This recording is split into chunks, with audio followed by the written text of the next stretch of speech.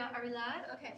Hi. So this is the second part of section 9.8 if you're keeping track of such things. And of course, we do expect you to be, if you're following along with this, to be trying to do your homework since we gave you that calendar, right? So this would be what I did. I think, I don't even know. I need my calendar. But I did the first part of 9.8, and this is part 2 of 9.8, which is integration and differentiation of power series. So I didn't want to bog you down with this theorem, which goes like this. But I'll tell you what it says. It says that if you have a power, in fact, you saw Busani do this just a few videos ago.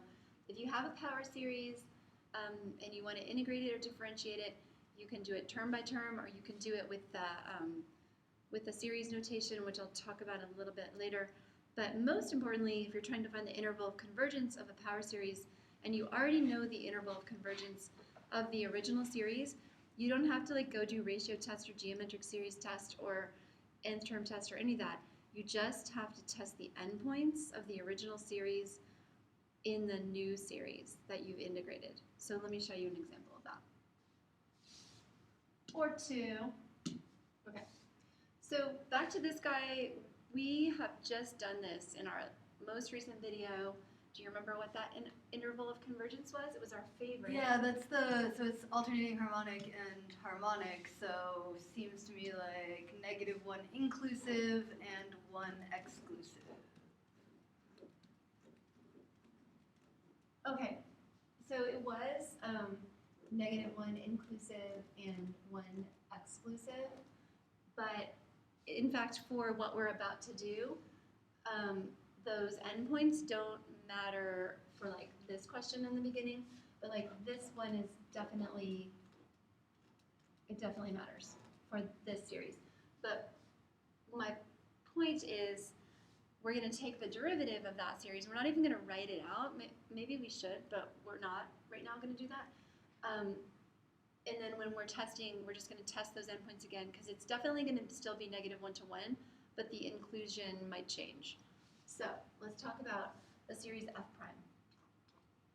The series f prime, which you can totally do term by term, and I don't know whether this is a good time to do that, but I'm going to wait for a second, is the derivative of the series generator. So remember, x is just treat it like x, and it's going to be treated now like a number, which seems like opposite of what I was telling you to do before.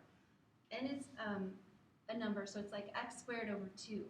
So the derivative of x squared over 2 is going to be 2x over 2, which is just x. And so the derivative of x to the n over n is just going to be x To the n minus 1. to the n minus 1. I was like, wait, that's too easy. Okay, so x to the n minus 1 is my new series. There's no n on the bottom because it canceled with my other n. And my interval of convergence for this, I don't need to go back and do a big test for that. I know it's going to be -1 to 1. I just don't know what kind of brackets go at the ends of each of those. And so I need to check in my new series. So if I check x equals 1, I get the series 1 to the n minus 1. Well, 1 to the n minus 1 is just a series of 1s, and we know that that diverges because it's ridiculous. When you add all the 1s in the world, you're going to diverge. So that means that this endpoint is going to be not inclusive because it's not converging at 1. What happens at x equals -1? Oh, it's Busani's favorite series ever. -1. Oh, that's bad. -1 to the n minus 1, which is the same as -1 to the n, but it's just starting at a different kind of 1. But anyway, this is your favorite. What did it do? It diverges. So guys, just because I've been harping about the fact that it maybe equals 1/2 does not mean that it converges. It diverges. And it diverges because, let's see, where are our terms starting? So this is starting at n equals 1. So our first term would be 1. And so we've talked about this in our class too, that depending on how you group these, you could either group them this way, where you're adding up a whole bunch of zeros, or you could group them this way, where you're adding 1 to a whole bunch of zeros. And so you're going to get 0 or you're going to get 1, and you can play the game of, oh, we probably should average those and get a half. But clearly, if the two sums add to two different things in two different situations, that's not a converging series. That's a diverging series, right? Is this how you explained it, or not exactly? That seems tricky when you start talking about conditionally convergent. I know. So we're just going to go with it diverges. Bam. So the interval of convergence for this, the derivative of f, is going to be very similar, but you have to still check your endpoints. So then the endpoint numbers will be the same, but not necessarily the convergence at the endpoints. Does that make sense? Mm-hmm. Okay. Perfect. Then let's talk about interval convergence for it. It's the same series. I just copied it onto another slide, but we're going to integrate it this time. So when you integrate, I don't even know how to write this. So when you integrate the series x to the n over n and try to write it as a new series, we kind of did this a little bit earlier too on Busani's video, but I don't think did you integrate term by term on that one? Mm-hmm. Yeah, term by term she was integrating. This time I'm going to do it as a series. So we're going to get a new series. This is, remember, think about this as like x squared. If it was x squared over 2, you would get x to the third over 2 times 3. So you're still integrating, this is a constant, so the 1 over n is just going to sit there and be a constant, like 1/2 or 1/5 or 1/10.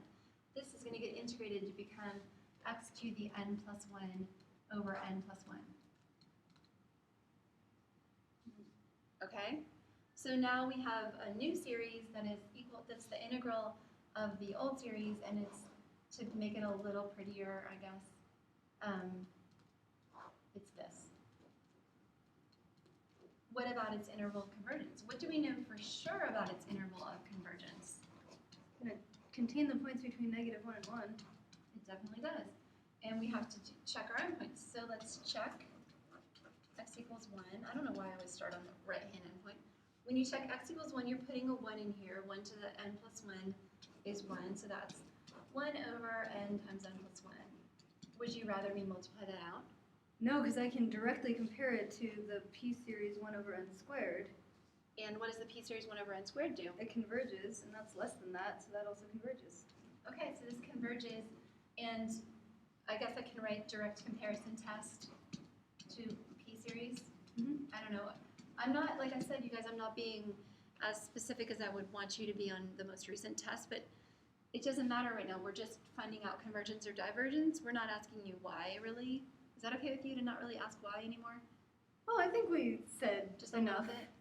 a little bit of information? Okay. So You can fill in our hand waving with your own. I'm hand waving. Wait, close it though. Oh, yeah, you're right. Let's not. Okay. So it includes, it does converge at 1. Okay. This is like, is this redundant for me to ask you what happens at -1? Yeah, because that's the absolute value of what we're about to write right here.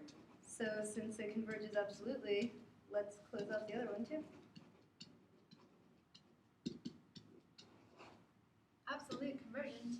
Holy smoke. Okay. Holy smoke. So we got different like intervals for each one. Our first one was like closed at one end, the other one I think was closed at the other end, and this one's closed at both ends. If you think you're going to guess your way into these answers, you're wrong.